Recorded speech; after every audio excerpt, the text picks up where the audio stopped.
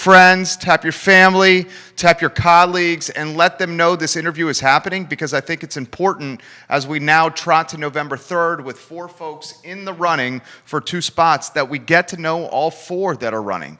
Knowledge is power, and that's the whole point of this interview, is to spend 30 minutes with Yaz and get to know her, her brand, her platform a little more.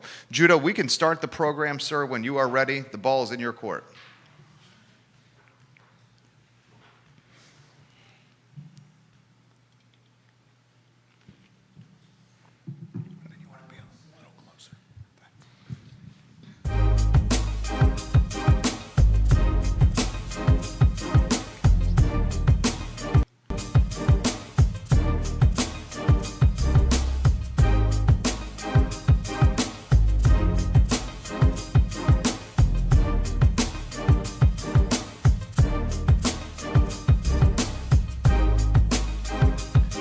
Good Wednesday afternoon, guys. My name is Jerry Miller, and welcome to the I Love Seville show. We're live in Charlottesville, the Commonwealth, the country, and the world on the I Love Seville network. Every social media platform humanly possible airing this show right now. It's good to be with you. We'll spend 30 minutes with Yaz Washington, who made an announcement that she's going to run for Charlottesville City Council. I will give you a quick update on the race before we welcome Yaz Washington to the program. Folks, we have Juan Diego Wade, Brian Pinkston. They made their announcement about 3 weeks ago. Mayor Nikia Walker has announced that she will run again. And now we have Yaz Washington in the mix. I'm excited to introduce folks that follow the I Love Seville network to her platform, her brand, and what she stands for. Judah Wickhauer's the director. Why don't we go to the studio camera, Judah, and let's welcome Yaz to the show. Yaz, you literally have every media outlet in town watching right now. So congratulations on the announcement. I know it's the first step in a long line of hard work. First, who is Yaz Washington? Cool. So, my name is Yaz Washington. I'm 23. I'm a Charlottesville native, so I have grassroots to the community. I take pride in being able to not only address social issues, but to be able to provide solutions that are effective for all. So, Let's do this. You say you grew up in the community. Yeah. Let's talk about that, growing up. Let's talk about, what you remember, and then let's talk about why you make this run for council. First, where'd you go to school? How was childhood? What do you remember? Cool. So I went to Greer Elementary, Jack Jewett, and then I graduated from Albemarle High School. My mom is like Claudette Green, so basically I grew up surrounded around a lot of community involvement, engagement, and stuff like that. She currently works at CRHA, so basically growing up being very the humanitarian type of culture and everything like that. Why Charlottesville in 2021 is a chaotic place. Yeah, I agree. Is that fair? Yeah, definitely. It seems like from our perspective, it's on Tuesday we have bickering on council. Right. Michael Payne comes here yesterday and he's like, look, we're working hard. We want to emphasize the positive, but you're 23, the world's your oyster, so much ahead of you. Why take this challenge on now?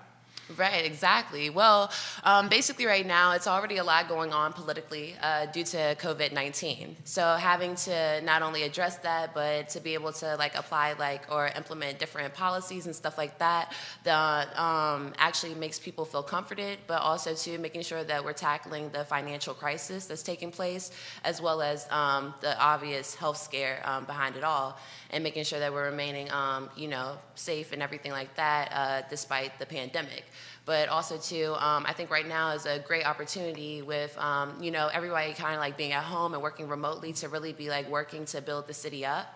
And kind of working on the infrastructure and everything like that. So making sure that projects so far as West Main, or reconfiguring the school. And then also too, right now is a great time to really analyze the school system, I believe. So far as they're referring to virtual education and everything like that, and that model as hybrid. So I think making sure that we're really able to like mold students into self-sufficient individuals, especially speaking of like high school. K through 5, I think they're doing like pretty fine so far as like being able to like engage with the classroom structure. But then I feel like there might be a lag with high school. So I feel like being able to like address education kind of has like fell by the wayside. So that's where I want to come in and be like that enthusiast, but also to be able to provide solutions and really effective methods, making sure that we're prioritizing the budget. And being able to actually not only talk about these things in city council meetings, but to actually be able to, put a little bit of action behind it. Yeah, some shoe leather, some pop, proof of performance is what we call it in my business. So much to get to. Vanessa Parkhill giving you props. She says you're 23 years old. Thank you for taking the leap into the challenging arena of local politics. You literally have every media outlet watching you right now. All right, so much I want to cover right now. Let's just talk straightforward here. So I respect anyone who's willing to get into this arena. Yeah. Were folks talking you out of it at all? Or did everyone say, let's go for it, yes, because you can make a difference? I'm just curious. Because I'd like to do it, and it's funny, like so many in my network, including immediate family, has shown worry. It's like worry for me. It's like, do you think this is a good idea? Have you gotten any of that? All in all, I got a lot of support. I have a lot of people backing me. I probably had like 1 or 2 people that were like, right now? Like, you want to do this right now? How would you characterize right now? I think right now, just all in all, with city council just now getting a new city manager. Trying to make sure that we can keep a chief for the city as well is really important. Chief Brackney. Yeah, exactly right. But also to making sure that the grunt work is being done to actually work on the infrastructure and make sure that we can build the local government up to make sure that everybody's kind of working efficiently and being able to actually be about an action plan and being able to implement those important programs and projects that help lead the city towards progression. I like it. I said on yesterday's show with Michael Payne that this election is the most important election in Charlottesville, Virginia history. And here's why. We have a $50 million plus West Main Streetscape project. We have a 12 to 15 million Market Street garage project. That's the linchpin or the keystone to honoring an agreement with Albemarle County to keep the courts downtown. We have school reconfiguration. We're still figuring out what to do with the statues. We have Friendship Court and what we're going to do with Friendship Court from a funding standpoint, from a vision standpoint. We have a city manager. We got Chip Boyles. Is Chip Boyles the long-term guy? Or is he the short-term guy? Exactly right. School reconfiguration, which I just said. I mean, there is a budget that is reeling because of COVID. This is the most important election in Charlottesville, Virginia history. What are your thoughts on that? Whoa. And that's kind of like everything that I've been digesting and stuff like that. So I've definitely been like looking, making sure that I'm keeping up on the social issues, but also too making sure that I'm keeping up on what's going on politically so far as our local government. Also too, analyzing what's going on in the bigger picture as well and how that impacts our city. So, what does that mean? So far as the bigger picture, okay, well, all in all, COVID has kind of like changed or refocused the values. So, we're talking about environmental sustainability, criminal justice reform, equitable education, which is the basis of my platform. So I think, but also too, this is a time and a period where people are beginning to really take the activism leap very seriously, which I love a lot. So yeah, being able to incorporate all of that into my platform, and that's really important to me. So. You got the Richmond Times-Dispatch watching you right now, Daily Progress, NBC 29, CBS 19. I expect Yaz is going to be in the news cycle immediately with her campaign and platform after this interview. You said equitable education is the centerpiece of your platform. Let's kind of paint a picture of COVID and education in COVID. We have the Covenant School and St. Anne's Belfield as examples. They're running school as if it's business as usual, with students learning in person, in classrooms or an outdoor setting, and they're on achievement levels that were 2019 or better meaning they have not skipped a beat. Right. Then we have city schools since February of March of 2020. So we're approaching an entire year now. Absolutely. Where they've learned basically virtually. The first 6 months, depending the parent you ask, they said their kids will learn nothing. So from an equity standpoint in education, it seems like this pandemic is creating an Mississippi River type divide between the haves and have-nots in education. Anywhere you want to go. Yeah, I think also too, everything from accessibility to technology. Making sure that they're in supportive environments, even if that is a virtual setting. Making sure that they have access to teachers or resources. Making sure that they can have additional tutoring and stuff like that. All in all, also too, what I was wondering about is attendance. And if possibly there will need to be maybe like a test or something like that, not like necessarily a placement test, but to make sure that everyone actively learned over the course of COVID, I think is very important. So more so, even if I think that there's things that could be changed now, but I think it's very important how teachers and administration within the schools will address reentry. Do we think local government has managed the pandemic well so far? I actually do. I think that they've definitely taken the initiative to make sure that they're addressing low-income families and the disparities that they're experiencing due to COVID, or just like individuals who are unemployed, and making sure that I do believe it was like the CACF offered different types of financial support and backing, also to making sure that they're doing the COVID testing and then having, fresh produce available as well. So, and then also too, so far as I think public housing, they made it so that they didn't have to pay rent. So making sure that their rent was covered. Stuff like that's been very important. So I do think that they've definitely addressed the financial hardship behind things.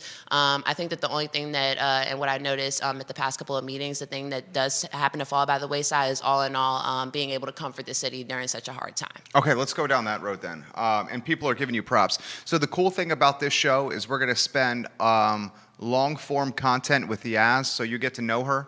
And you can also ask her questions or give her encouragement or give her props for running for council. You're getting props now from Michelle Tanner, Jasmine Thurston, Chris Jackson, Armani Williams, all giving you props. You still have the Times-Dispatch, the Seaville, and the Daily Progress watching you. Carol Thorpe, Kelly Lewis, Georgia Gilmer giving you props right now. Many questions coming in. Ben D'Alessandro of VABA will get to your question. Charlottesville Catholic School also did in-person education. We have a mom highlighting that, so I want to emphasize that on the feed. Let's talk about leadership in Charlottesville. My business is I Love Seville. My business is a microcosm of how a lot of taxpayers and small and medium-sized business owners are feeling in the city. We're concerned that leadership from council is such that it's bickering, and it's such that it's Young and the Restless or soap opera, and that the region or the Commonwealth sees this. Yeah. Even people that live in Charlottesville see this. And because of that, Yaz, it's in some ways we're a laughingstock. Yeah. And it's just it's sad because and I'm getting choked up here because it's I've been here, not as long as you, I've been here almost 21 years. And I love Charlottesville. So I call my business I Love Seville. And to see the leaders in Charlottesville in the last city council meeting where the mayor is calling another councilor on the record, on the dais, in council, a white supremacist, a racist, and they're screaming, or Sina McGill is putting her hand in her face. Heather is trying to stop the bickering between Lloyd and Mayor Walker. I mean, as a citizen, which you are, what is the view of leadership now and how it's reflected from a mood for us in Charlottesville? Does that make sense? Yeah, absolutely. It definitely does.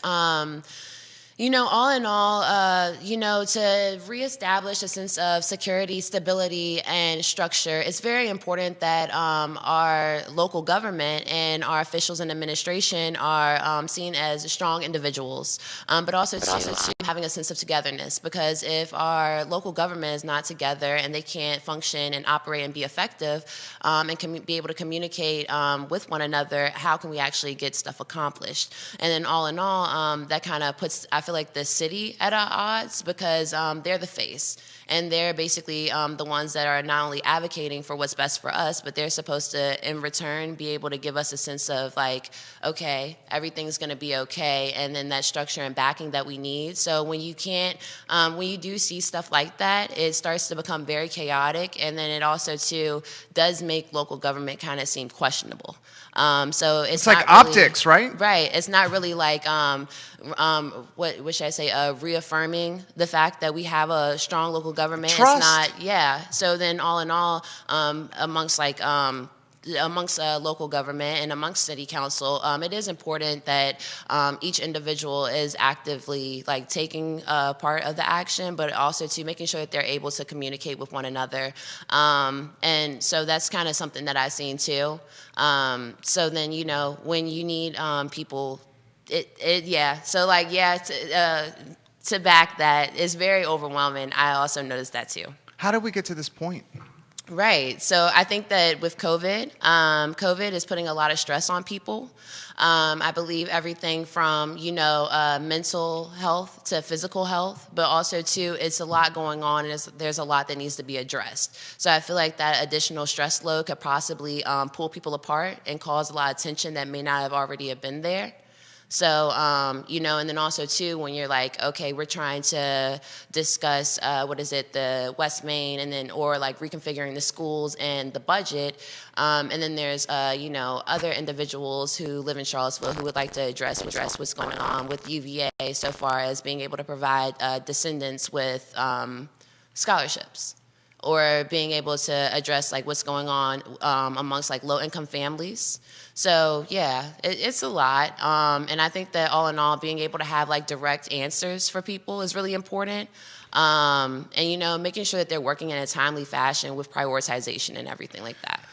I respect everything you've said. I respect your honesty, your transparency. I'll ask you items in the news cycle now, because there are items that are going to undoubtedly come up between now and November 3rd. Whether you're doing a debate with other candidates, Juan Diego Wade, Brian Pinkston, Mayor Walker, or speaking with the media, the first one's got to be the West Main Streetscape Project. Michael Payne was on set yesterday in that chair on that microphone yesterday saying, I can't possibly vote in favor of the West Main Streetscape Project because of the prioritization of that project over a school reconfiguration. Absolutely. Mayor Walker also is going to vote most likely against the West Main Streetscape Project. Snook and Hill are in favor of it, at least the first 3 phases of the West Main Streetscape Project, Councilor Hill and Councilor Snook. Meaning Cedar McGill is probably going to be the difference maker, or the vote that determines this. West Main Streetscape Project, here's the direct question. $50-some million. Some of that money is contributed by Virginia, $18 million. $5 million is contributed by UVA, so that's $23 million of a $53 million project. If you were on the dais and you get elected, do you go yes to the West Main Streetscape Project? I honestly believe that, like, when you put the West Main project and you look at it and adjacent to reconfiguring the schools, I honestly believe that reconfiguring the schools is more important. But also, too, I do believe that it's important to make sure that projects aren't being introduced or started and then kind of like put at a standstill, because then that's really awkward too. It's like, we're going to start this, but then like, no, not really, because then we have this going on. Because this project has been in the works since 1988. Right. So this project has been in the works for 33 years. And now, when or if you get on council, you could be a determining factor of a $52 million project that's been in the works for 33 years. Right. And that's absolutely insane. Have you thought about that? Have you thought about that? Right. So, yeah, I've definitely been making sure that, I'm actively, attending the council meetings, with my notebook, taking notes and stuff like that, making sure that I'm staying up on, the media and everything, local government, as well as, sometimes I'll pivot and I'm like, okay, I'll jump here and kind of analyze what's going on in, other cities and how they're addressing things. Because, sometimes that's not the worst thing in the world to do. It's kind of okay, well, what provisional strides have they made? And how did they address this? Or just better ways to be able to make sure that the city is progressing and that, that's a long time for a project to be kind of midair. Because you speak to the institutional memory, and you're totally right. The institutional memory is if the project's been in the pipeline for this long, and if at the finish line the project is yanked off the table, then what does that do for morale for everyone that's worked on the project to this point? Right. And then also too, accountability and making sure that being able to hold individuals accountable who are also introducing these projects, but making sure that there's someone who's actively analyzing the budget to make sure that these projects can be funded is important as well. So, See, that's the thing. And, I guess if I was lobbying you, which in this particular circumstance, I am going to try to lobby you or offer perspective. The school reconfiguration project is nowhere near go or start. There's so much more homework that needs to be done before the reconfiguration actually happens. And the West Main Streetscape project is at the go, the green point, the let's go.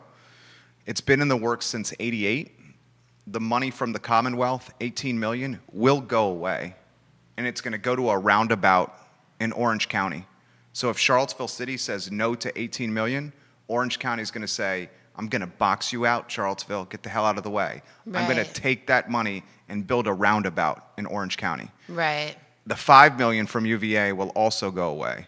So from my standpoint, the maintaining morale in City Hall, maintaining the momentum of a project that's been in the works since 1988, making sure you scoop up the $18 million from the Commonwealth of Virginia, the $5 million from the University of Virginia, and taking the most important part of Charlottesville, which is between the downtown mall and the UVA. It seems to me, it's a no-brainer. I'll throw this to you.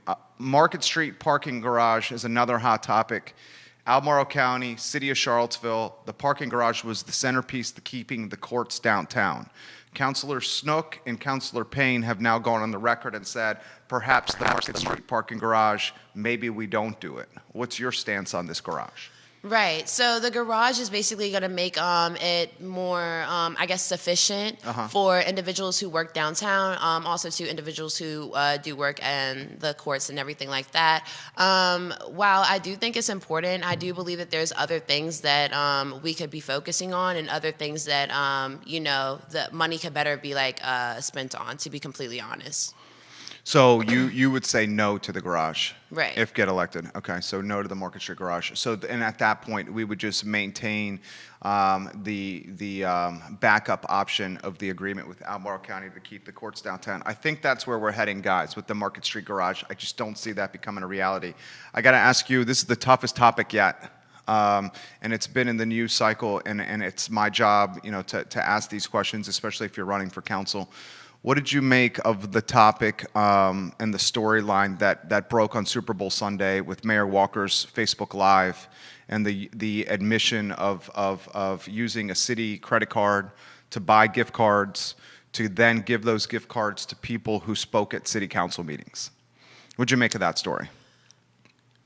Yeah, so basically, it would seem like there's sort of an incentive backing behind doing that. And I just honestly don't think that that's where money should be spent at. Okay. It shouldn't be spent, okay, gotcha, with going to people that speak at meetings, is what you're saying. Right. Gotcha.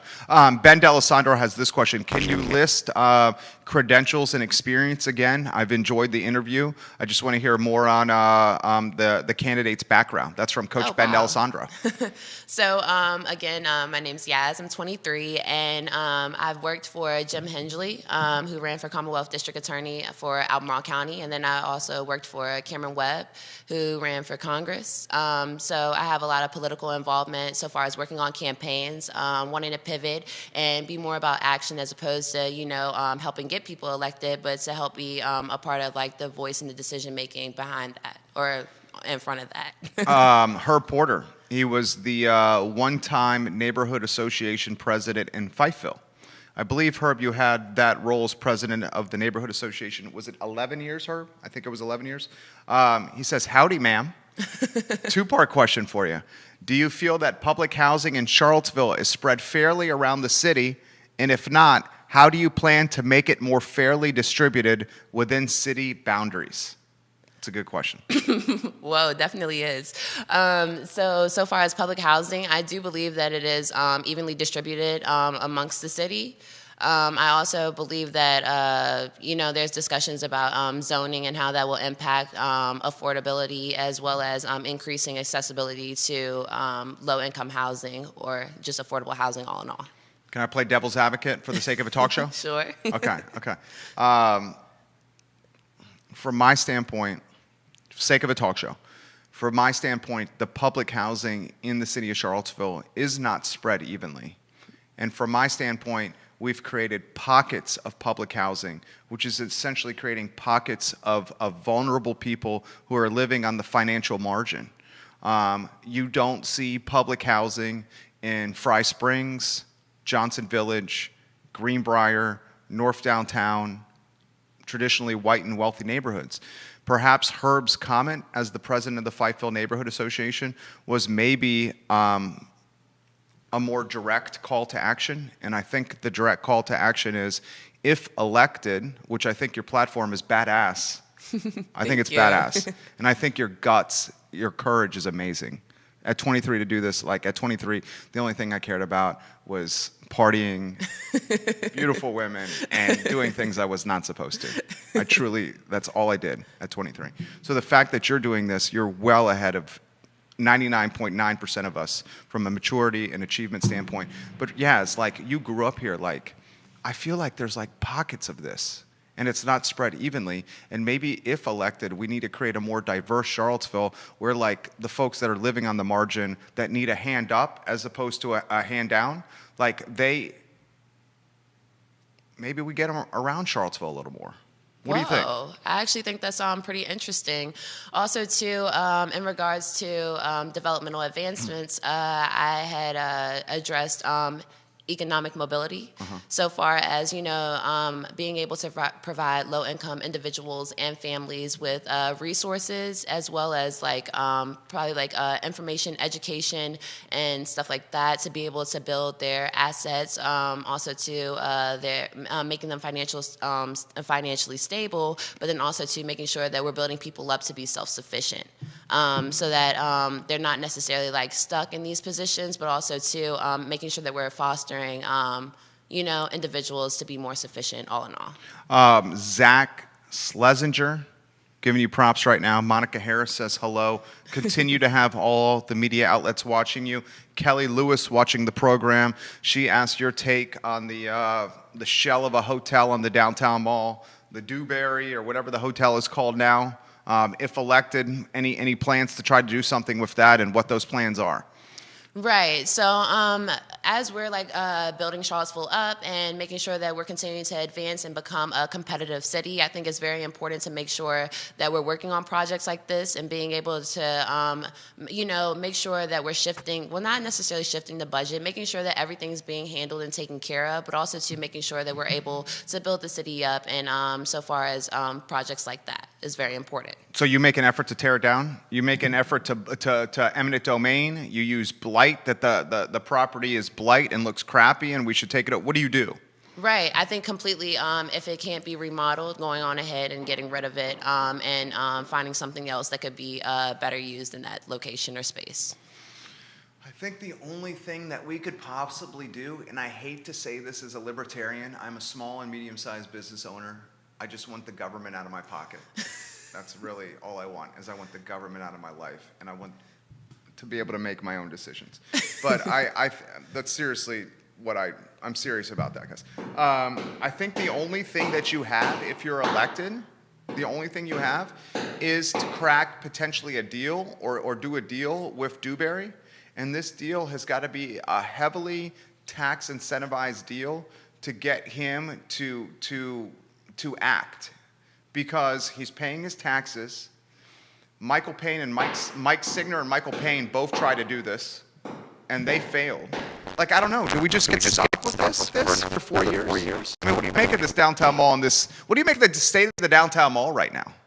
Right. I'm sorry. Come again? Yeah. What do you make of the state of the union of the downtown mall right now? The state, so far as how it looks on a superficial level and stuff like that. Well, how would you characterize how the downtown mall is doing right now?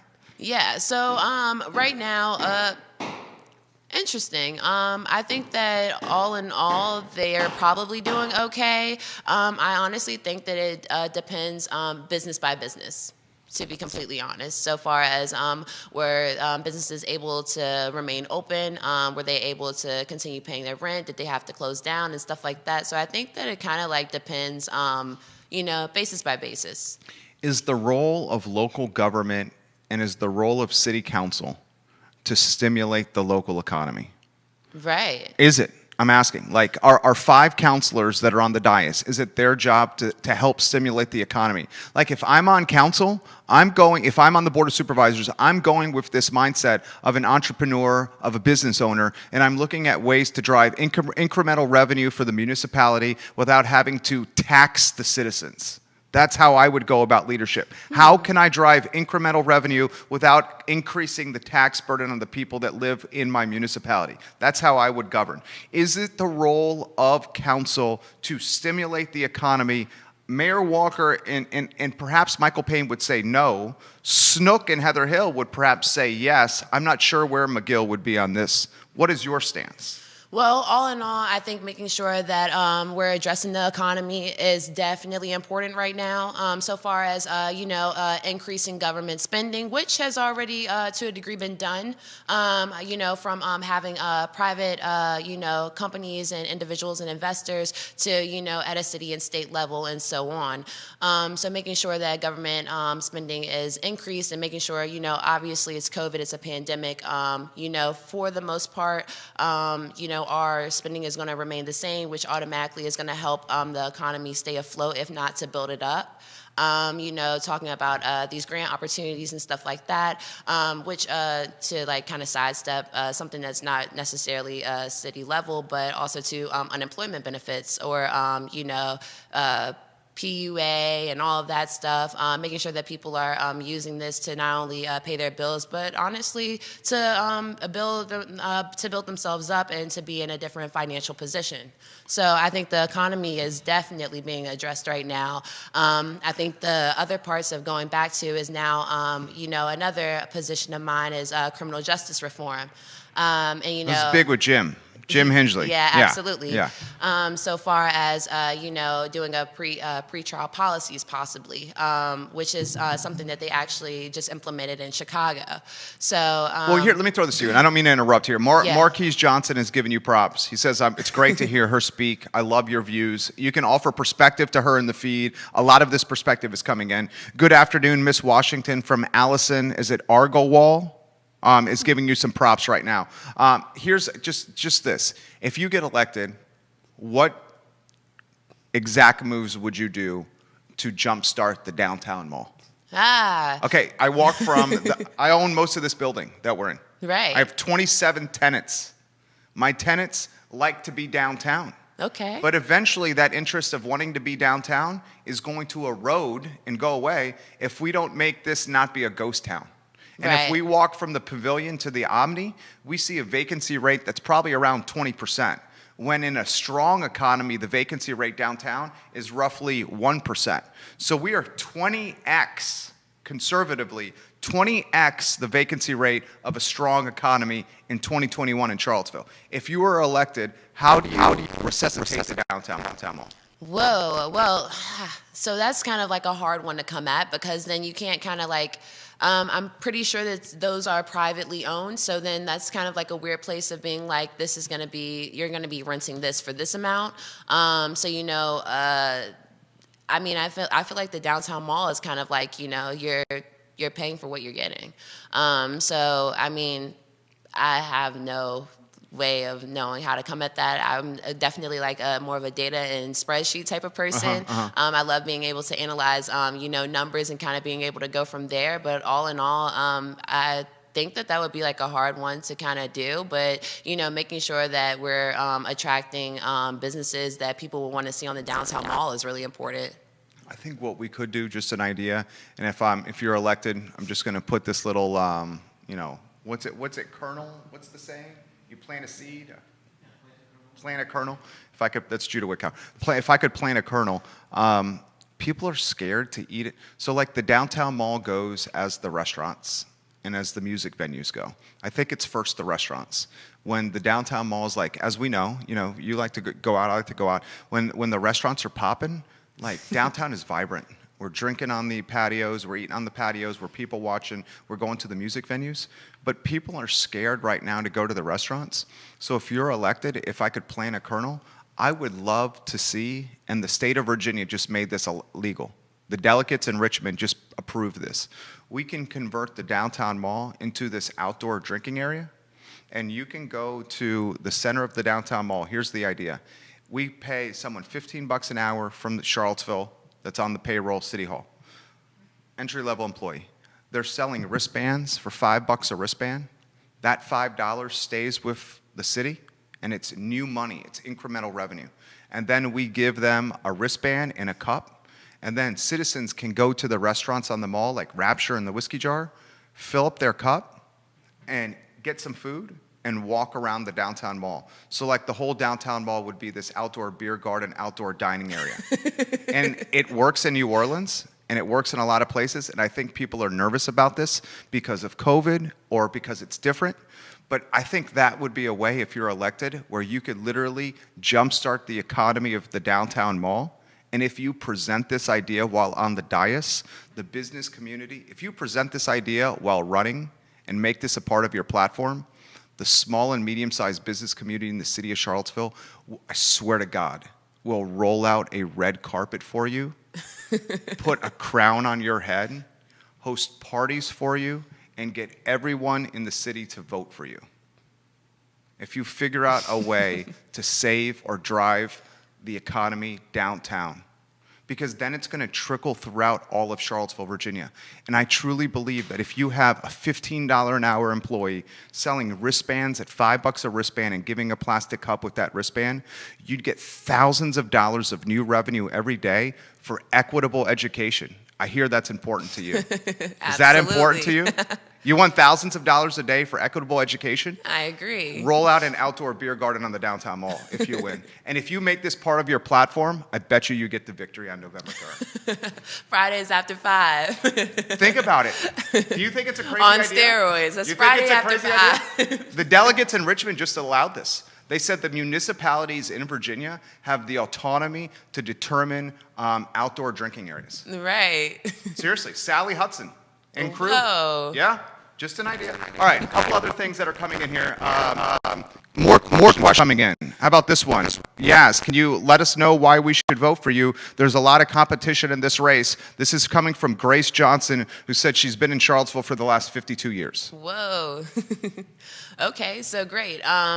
So I'm really big on, being able to implement, solutions, but making sure that they're cost effective, which will help our budget. Also, too, making sure that we're not only building the city up through projects and programs, but making sure that we're able to address social issues. Some positions that I'm really highlighting on my platform would be criminal justice reform, equitable education, environmental sustainability, as well as developmental advancements all in all in regards regards to economic mobility. And then, so that's basically me. That's where I'm at with everything. And I also, too, think that those are basically like values that have kind of been like revived through COVID. These are, the interest points of what people are heavily focusing on as well. You've had a little over 20,000 people see you. Whoa. On this so far. Marquise Johnson says, he's a board of director at the Haven. Okay. Marquise Johnson, he says, please come speak to us at the Haven. Oh, we'd wow. love to have you. Great. Marquise, are you coming on the show, I believe, on Friday, right? I believe you're coming on the show on Friday, Marquise. Marquise Johnson, board of director from the Haven, on the show on Friday. Here's a tough question. It's a fair question. You're obviously likable, you're approachable, you're a leader, people are going to follow you, you're willing to do the work, you've got the experience, grassroots from Dr. Webb's campaign, Mr. Hingley's campaign, so it's not like this is your first rodeo. Yeah. How does a 23-year-old make a difference in Charlottesville, Virginia right now?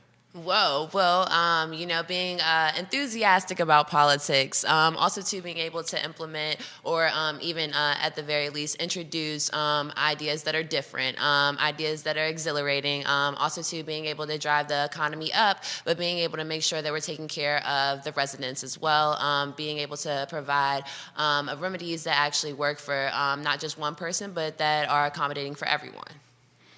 I love it, Yaz. I wish you the best. Kathy Galvin, one-time city councilor. Okay. She's offered to host a live debate here. Whoa.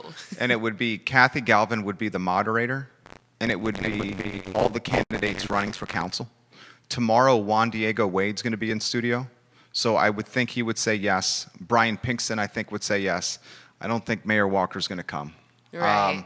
I would love to have you. We could do a live debate with you, Brian Pinkston, and Juan Diego Wade, with Kathy Galvin asking questions, and then I'd get all the media to cover it.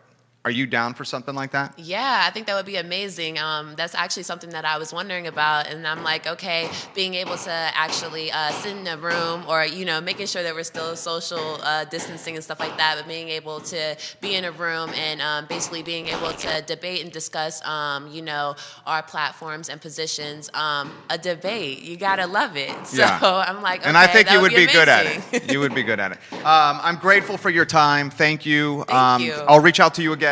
Awesome. Thank you. No Good luck. worries. Good luck. Have a good one. You too.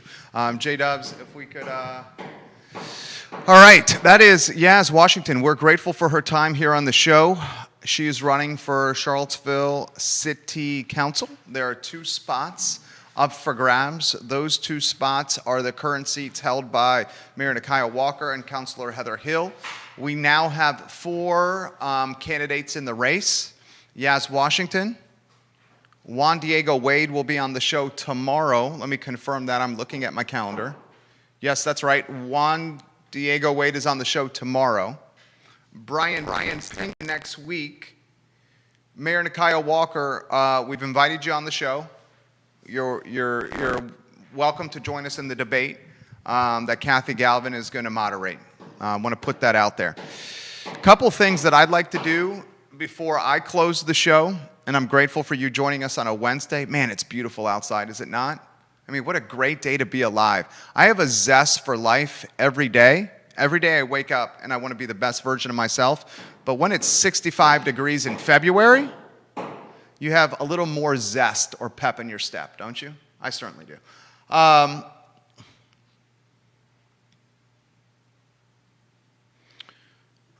think I'll close on this. Give me 2 minutes, okay?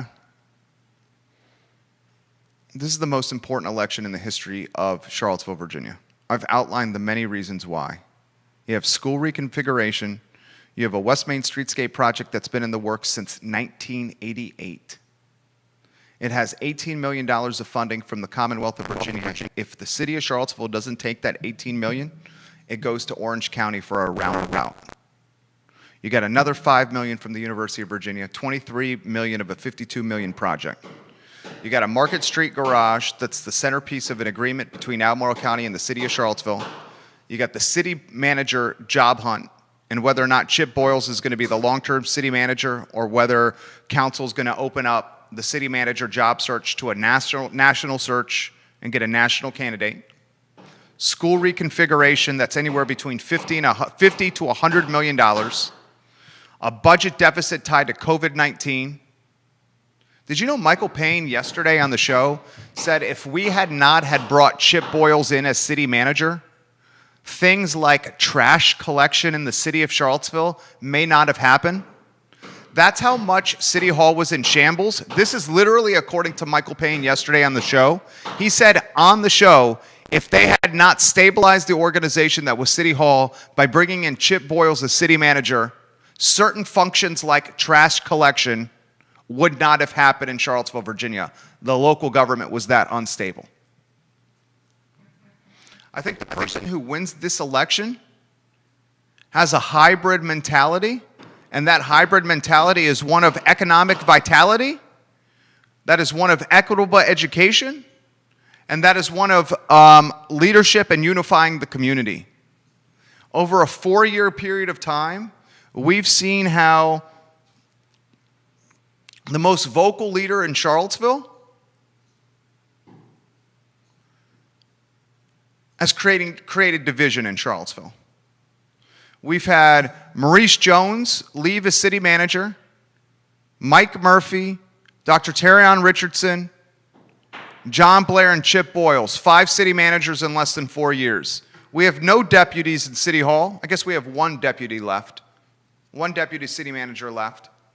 We have people accepting positions that are over $100,000 and then turning them down before even starting the job and instead going to Powhatan for the job. That literally happened. The person who wins this race comes in with a mindset, a hybrid mindset, a hybrid campaign, a hybrid platform that is A, economic vitality and resuscitating the local economy. In particular, the frontline jobs that are tied to restaurant, hospitality, tourism, and music, the jobs that create diversity, the jobs that create entry-level pay, the jobs that keep Charlottesville from being a white, rich playground. We need those jobs back. We need economic vitality as a key point to a candidate's platform, A. B, finding or bridging the gap with education. COVID is, and Yaz is right, COVID is creating a massive divide in education here. The haves are learning in a classroom like it's 2019 and everything's going according to plan. The have-nots are learning their ABCs, 1, 2, 3s in the coat closet on a Dell notebook from 2016 with spotty internet that buffers every 15 minutes. Equitable education, 2. And then finally, and maybe the most important, the 2 people we elect on council, I hope to God understand the concept of team sports. I grew up playing team sports. When someone on the team wasn't performing well, the rest of the team picked them up. When someone on the team was not living up to accountability or was spending money recklessly or was living in the gray area, the entire team ran suicides. The entire team did push-ups.